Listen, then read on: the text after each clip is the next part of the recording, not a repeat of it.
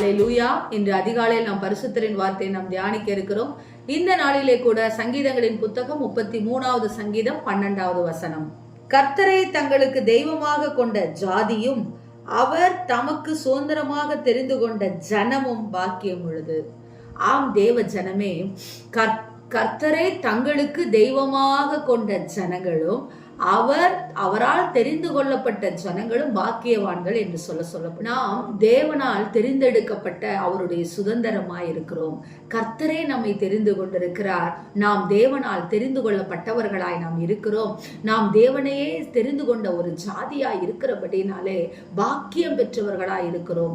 ஆம் தேவ ஜனமே, இஸ்ரவேல் ஜனங்கள் இதோ பார்வோனின் அடிமைத்தனத்திலே கதறுகிற பொழுது அவர்கள் அந்நிய கடவுளை நோக்கி கூப்பிடவில்லை, கர்த்தரையே நோக்கி கூப்பிட்டார்கள்.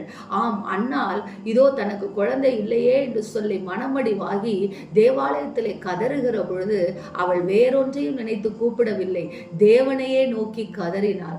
ஆம் தேவ ஜனமே, பெரும்பாலுள்ள ஸ்திரீ கர்த்தர் ஒருவரையே நம்பி அவருடைய வஸ்திரத்தின் ஓரத்தை தொட்டு சுகமானதை நாம் பார்க்கிறோம்.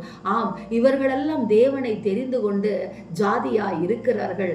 தேவனால் தெரிந்து கொள்ளப்பட்ட சுதந்திரமாகவும் இருக்கிறார்கள். இவர்கள் தேடின போதெல்லாம் கர்த்தர் இவர்களுக்கு சமீபமாய் வந்து இவர்களுக்கு சுகம் கொடுத்த தேவனாய் இருக்கிறார்.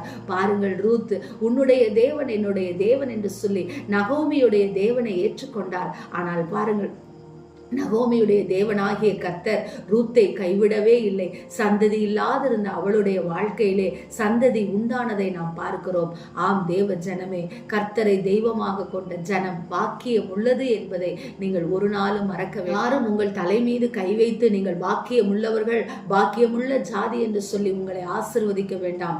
தேவனுடைய வாழ்த்துதலே உங்கள் தலையின் மீது இருக்கிறது. நீங்கள் பாக்கியம் உள்ளவர்கள், தெரிந்து கொள்ளப்பட்ட ஜனமா இருக்கிறீர்கள், உன்னத ஜாதியா இருக்கிறீர்கள். எனவே எதை குறித்தும் கலங்காதபடிக்கு இந்த நாளை தொடங்குங்கள். நிச்சயம் கர்த்தர் உங்களை ஆசீர்வதிப்பார். ஆமென்.